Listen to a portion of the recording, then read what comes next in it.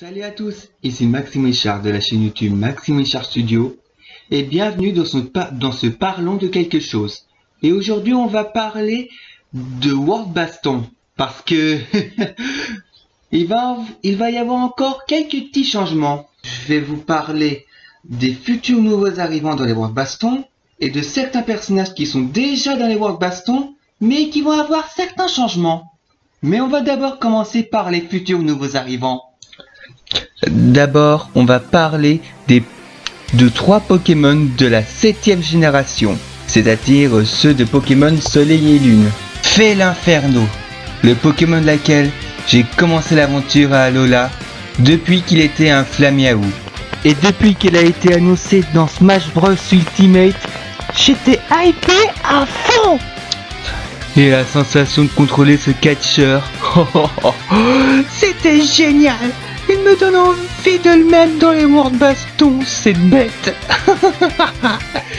Et justement, il sera pas tout seul à être dans les World Baston. Déjà, Magearna a déjà été annoncé dans les World Baston.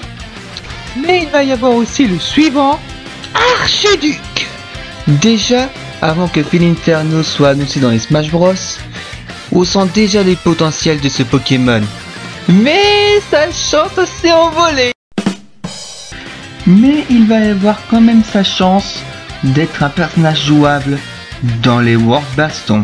Et ça, Bronol va l'expliquer mieux que moi. Après évolution, Brindibou est un des Pokémon les plus populaires jamais créés, Sacha aura un Archiduc dans l'animé, et on aura du coup enfin un starter plante dans le jeu, après le feu avec Dracofeu et l'eau avec Amphinobie. Mais surtout, Archiduc est déjà disponible dans Pokémon Tournament. Mais oui, vous savez, le jeu de combat Pokémon là, ça veut dire qu'il a déjà un bon paquet de moves déjà utilisables pour Smash 4. Et sinon dans le jeu, je le vois bien du genre très lent, rapport au fait que sa vitesse est pas ouf dans Pokémon Soleil et Lune, mais il aurait aussi plein de projectiles et beaucoup de sauts, avec pourquoi pas la possibilité de planer. Et le 3ème Pokémon à être ajouté, Marshado. Je dois admettre que j'aime bien ce Pokémon. Je le trouve plutôt attachant. C'est vrai quoi. Regardez-le comment il est mignon. Sinon, c'est un Pokémon de type spectre et combat aussi. Ce qui ferait de lui un combattant redoutable. Surtout avec son attaque Z, le Faucham des 7 étoiles. Qui est vraiment trop classe.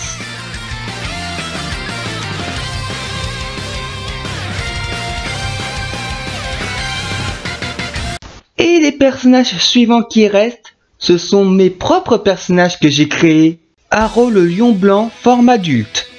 Pour mieux décrire ce personnage, c'est Goku en lion blanc, avec les origines d'Hercule, à peu près. Ce personnage est doué pour les attaques à distance et de corps à corps. Et il maîtrise l'aura. Et pour décrire ses attaques, c'est très simple. Il fait une attaque similaire au Hadoken, une autre similaire au Kamehameha, il fait un coup de poing explosif, et il fait la charge du dragon d'aura. Sans oublier qu'il aura une super transformation. Senmo le chat des sables, un adulte de petite taille. Et il est chauffeur de taxi en plus. Et il vit de folles aventures, dont un où il poursuit Donkey Kong. Et après, le personnage est rapide, léger dû à sa petite taille. Et son taxi pourrait être très utile en combat. Un genre de coup fatal, hein. Vous voyez ce que je veux dire? Mesdames et messieurs, le personnage suivant. C'est en même temps une chanteuse et une danseuse. Toute belle, mignonne et adorable. Je vous présente... C'est Betty Boop? Non, non, non, non, non, non, non, non. C'est Miss Martrid. C'est vrai qu'elle ressemble à Betty Boop, mais la comparaison s'arrête là, ok? C'est l'amoureuse de Senmo. Elle l'accompagne dans ses aventures où la plupart du temps, elle est la demoiselle en détresse. Après, je ne sais pas encore ce qu'elle peut faire en combat. L'avenir nous le dira. Anzai.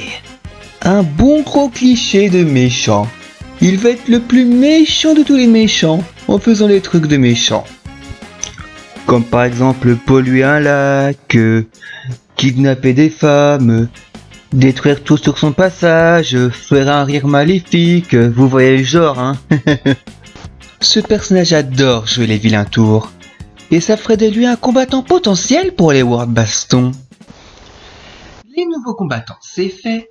Maintenant, on va passer aux personnages qui sont déjà dans les World Baston, mais qui vont recevoir quelques changements.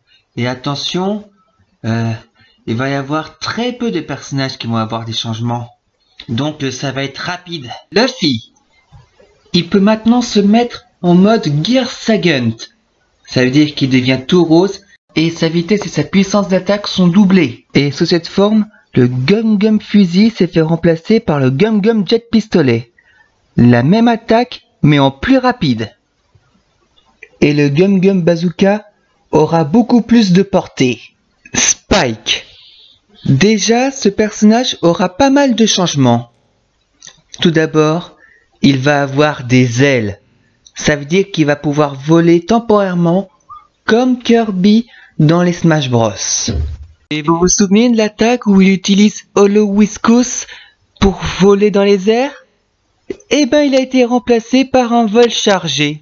Puisqu'il a des ailes, son attaque lance-flamme aura plus de portée et fera un peu plus mal.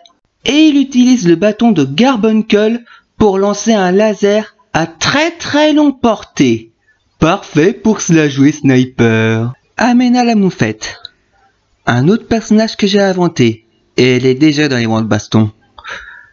Elle va avoir un changement de sprite. C'est tout. Et voilà ce qu'il y a comme changement. Je sais, il n'y en a pas beaucoup, mais je vous avais prévenu. Et avant que cette vidéo se termine, petit rappel. Vous vous souvenez de la bande-annonce de Princess Peach Fade Escape 2? D'abord, je vais décaler la date de diffusion de cette vidéo pour le 7 avril. Encore une chose à propos de ça, j'avais remarqué que vos idées d'évasion ne sont pas assez nombreux, contrairement à ce que j'avais imaginé. Et je vous rappelle que c'est vous qui envoie vos idées d'évasion. Et je vous fais une nouvelle chance de les envoyer, vos idées. Et pour le faire, c'est très simple, je vous le rappelle. Si tu as une idée d'évasion, mets-le sur les commentaires de la vidéo. Et donc, peut-être que tes idées seront utilisées dans cette vidéo? Ah oui, et je préviens quelque chose, c'est que vos idées d'évasion utilisées seront échouées de façon humoristique. Alors, vous avez compris? Si c'est le cas, si vous avez une idée d'évasion, mettez-le sur les commentaires de cette vidéo. Et s'il vous plaît, faites qu'ils soient assez nombreux et convaincants. Est-ce que c'est compris? Maintenant, c'est la fin de la vidéo. Merci de l'avoir regardé. N'oubliez pas de mettre un like ou un commentaire dans cette vidéo, la partager, vous abonner à la chaîne YouTube, et je vous dis un de ces quatre.